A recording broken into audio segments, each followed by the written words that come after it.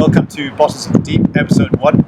If you're new to our YouTube channel, we're a pair of treasure hunters who are scouring Scotland's lochs for old bottles and other treasure. Today we're at one of our favourite locations, which is 400 metres above sea level. It's quite chilly today, it's Halloween, and the water is about 9 or 10 degrees depending on how deep you go. In this loch we can go as far as 10 metres if we want to, but most of the stuff we find is around 3, 4 and 5. The reason there's so much stuff in this loch is because in the 19th century, like many other places in Scotland, this area was a playground for the rich, and the who's who of London would often come up here in their carts, and they would strut their stuff in the grouse moors and see how many grouse they could bag. Apart from grouse shooting, fishing was obviously a huge aspect to the tourism.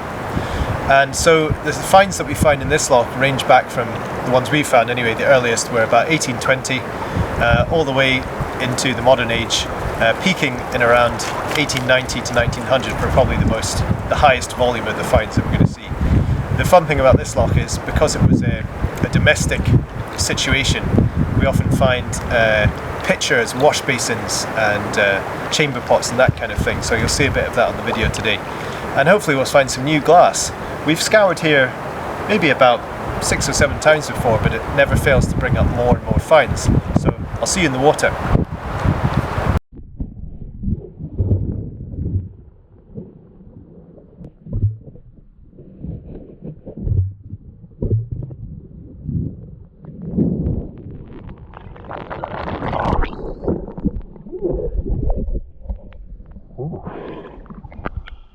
Wigtonshire Creamery. That's a shame. Heck to the depths.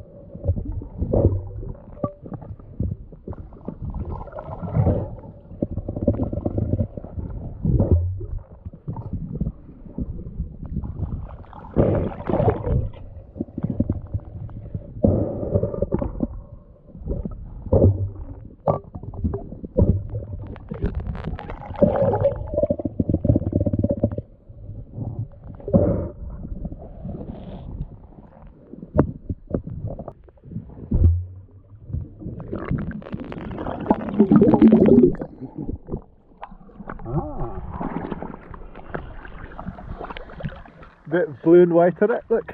Yeah. Bit pattern. Shading that the crack. Might leave that one. Put it back in the depths.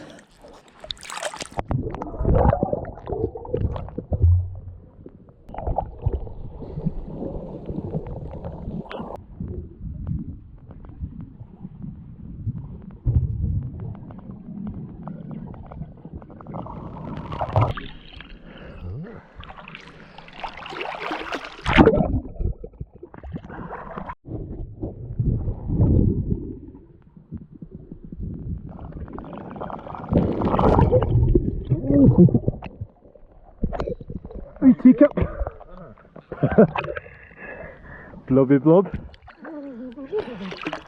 Where's its handle? Oh, it did have a handle. Oh well. Back you go. Just seeing an enormous pot down there. Let's have a look.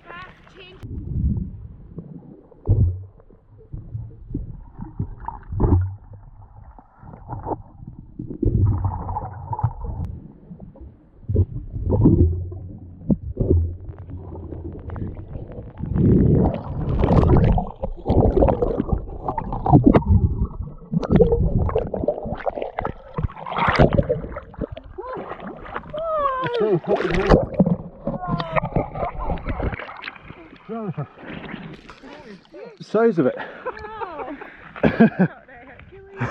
Hercules. What did you just pick up? Wow. What a thing. Is it Roman? A bit later, perhaps?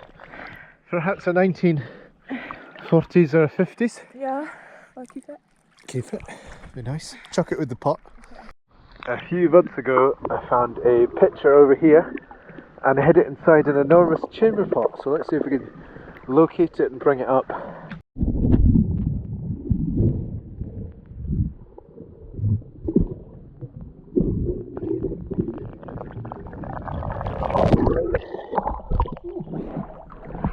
Nice.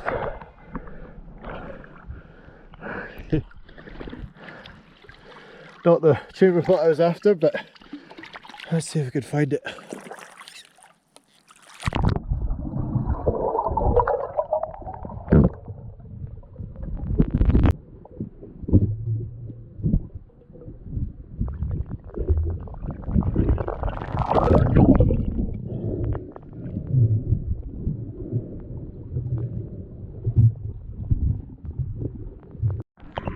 We've just got a visual on the jug, let's go get it.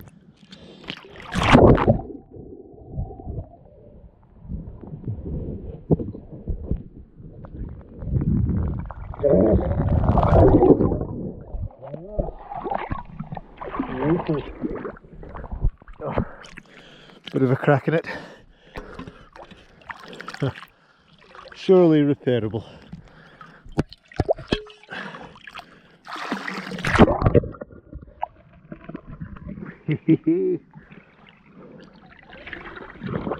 And a bonus spot. Any good? Oh, quite interesting. That's a nice lip on there. I think we'll take that.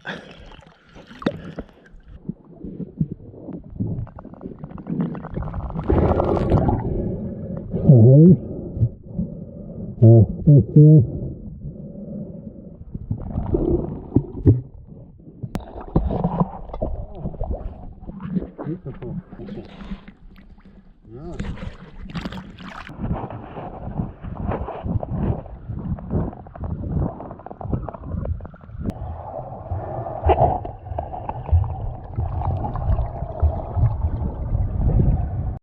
Underwater stash.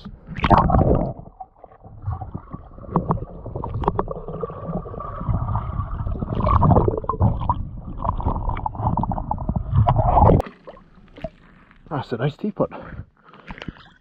Oh, shame it's cracked there.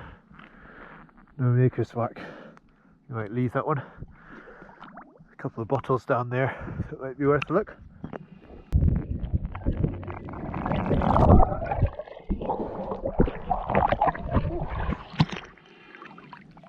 That's nice. That's it. That's a nice one. We'll definitely take that. A wobbly one. A wobbler. What about the other one? This one here. Ooh, that's quite cool as well. Take those back.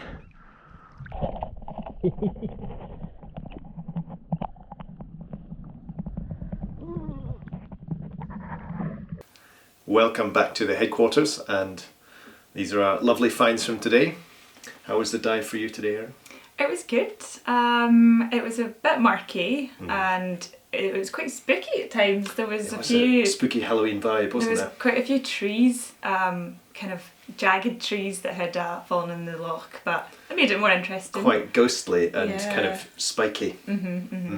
But no, it was good. It was quite a mild autumn day, so it made sort of post-swim kind of recovery much quicker, much easier. Yep. So, I really enjoyed it, actually. Couple of baby bells and a hot mug of tea. Sorted us out. Yeah, and we got a really good haul, I think. Yeah, some really interesting pieces. Yeah. The largest piece we ever found, and all the way to this lovely blue German hock bottle. Any highlights for you?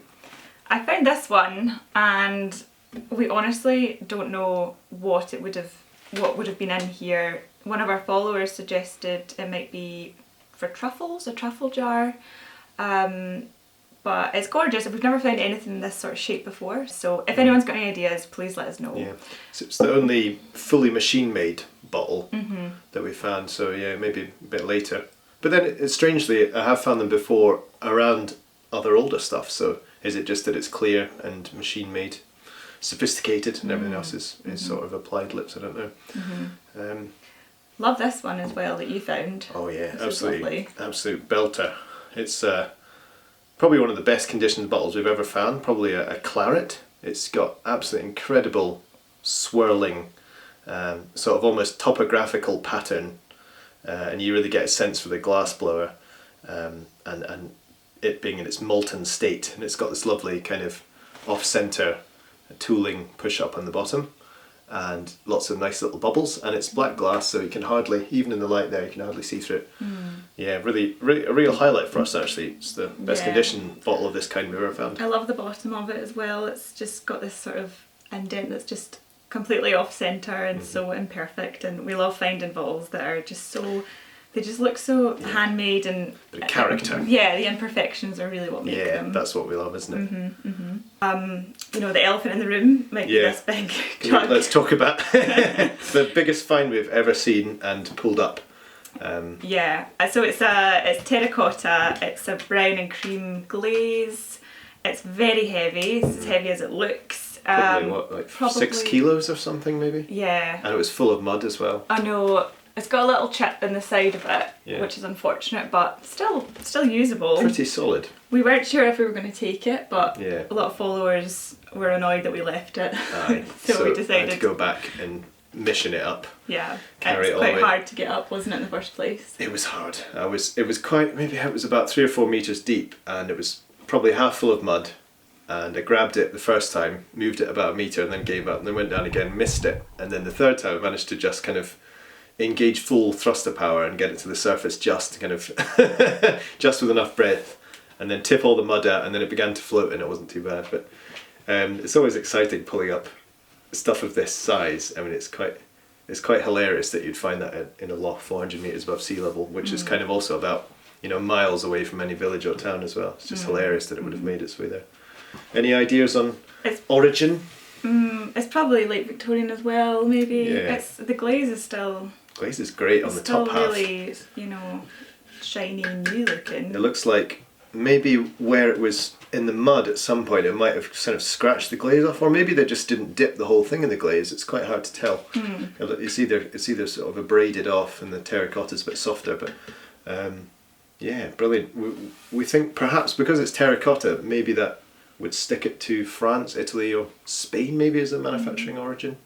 I'm not sure how much terracotta production there was in the Victorian age in Britain, so but if you know any more about that sort of thing, let us know in the comments. Yeah, and also we probably think it had confit duck. Yeah, that's the closest thing we could find was a French confit duck jar. So, but obviously they were quite small. This would have fitted 2 or 3 whole ducks maybe in there, pack them in. Like we said, they liked a good party. Yeah, they liked a They rich liked diet. excess.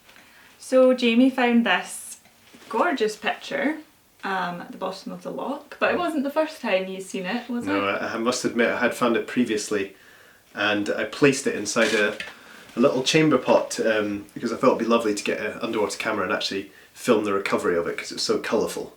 So that's why it might be looking a little bit staged. Because it kind of was.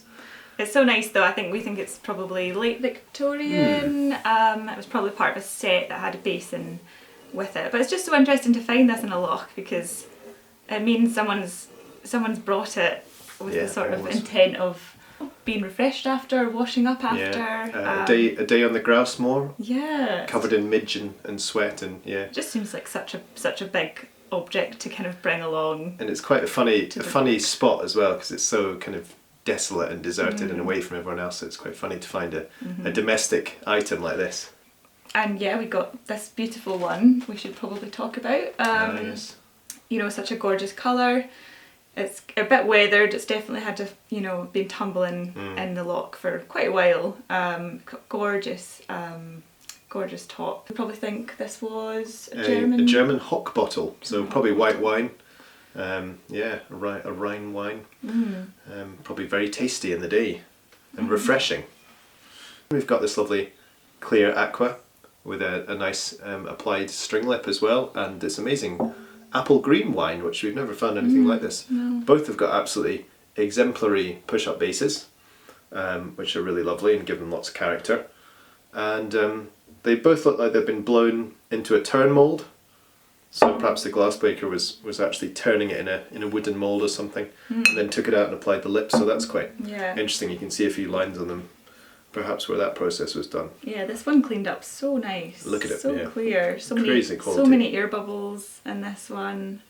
It looks brand new.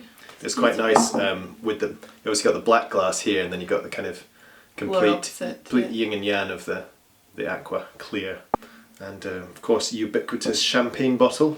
Yeah, found probably a lot of those. one of 100 or something in there probably. But we thought we had to include this one because it's definitely tells the story of this loch, because it's a sporting kind of luxury lodge environment, and they were obviously big champagne drinkers. Yeah, they were well looked after, I think. Yeah. Perhaps their tipple of choice was champagne, would you say? Yeah. By the looks of things, either whiskey or champagne. Yeah. So a lot of heavy drinking and excess, indulgence. They definitely gout-inducing conditions, maybe. Definitely time for a gout cure or a constipation cure after a weekend up here, I think. Especially at confit canard and champagne. Yeah, and truffles potentially. Oh, and truffles as well. Yeah. But yeah, no, we not a bad haul in the end. Not a bad haul at all. Yeah. Always considering it brings was up. quite murky. I think we did quite well. I think we'll maybe explore the east end of the loch on our next episode. We haven't really gone over there. If you let bottles go in this loch, they seem to bob away down to that end, so maybe that's where a lot of them have gathered. Yeah, that's true. Yeah. So we'll definitely have a look there next time. And if you already haven't, please like and subscribe to the channel, and please leave a comment below if you have any knowledge or sort of opinions about any of the bottles here. It'd be great to hear. And we'll see you next time on our next video. See you soon. Bye. Did you have to talk about constipation?